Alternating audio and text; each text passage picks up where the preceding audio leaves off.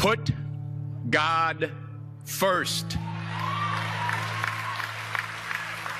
Put God first in everything you do.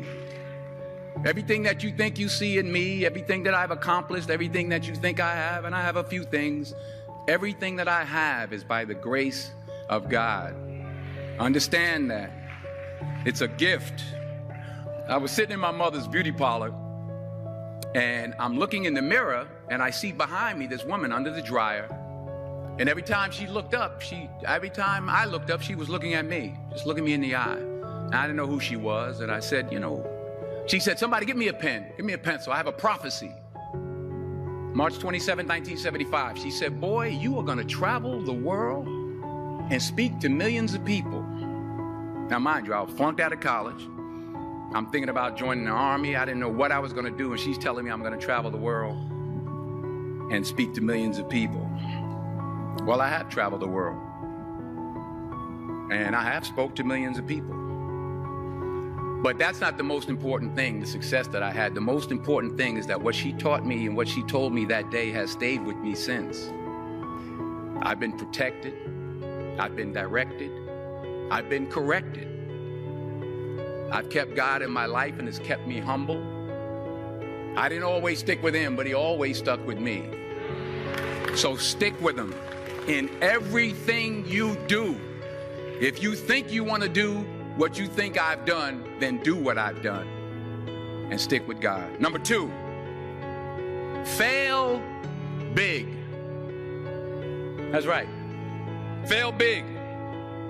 Today's the beginning of the rest of your life, and it can be very frightening. It's a new world out there. It's a mean world out there, and you only live once. So do what you feel passionate about. Take chances, but don't be afraid to go outside the box.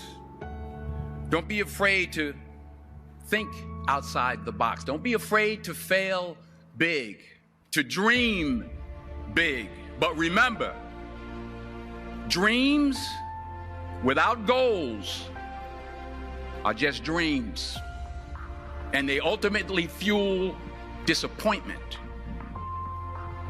So have dreams, but have goals.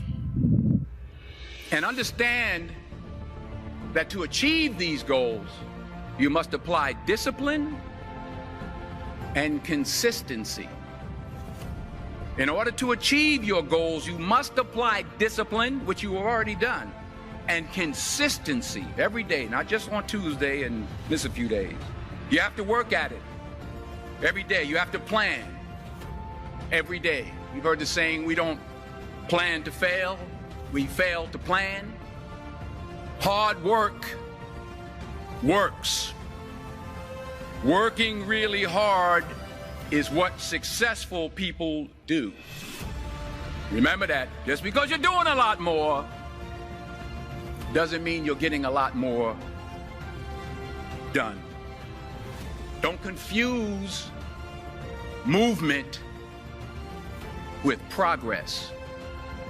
My mother told me, she said, yeah, because you can run in place all the time and never get anywhere. So continue to strive, continue to have goals, continue to progress. You'll never see a U-Haul behind a hearse. I'll say it again. You'll never see a U-Haul behind a hearse. I don't care how much money you make, you can't take it with you. And it's not how much you have. It's what you do with what you have. We all have different talents. Some of you will be doctors, some lawyers, some scientists, some educators, some nurses. The most selfish thing you can do in this world is help someone else. Why is it selfish? Because the gratification, the goodness that comes to you, the good feeling that I get from helping others, nothing's better than that. Nothing's better than that. Not jewelry, not big house I have, not the cars, but it's the joy. That's where the joy is, in helping others. That's where the success is, in helping others. Finally,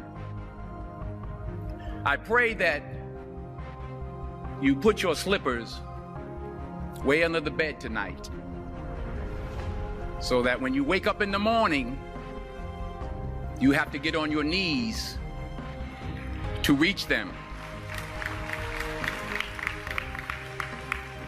And while you're down there, say thank you for grace. Thank you for mercy. Thank you for understanding. Thank you for wisdom. Thank you for parents. Thank you for love. Thank you for kindness. Thank you for humility. Thank you for peace. Thank you for prosperity. Say thank you in advance for what's already yours. It's how I live my life. That's why I am, one of the reasons why I am today.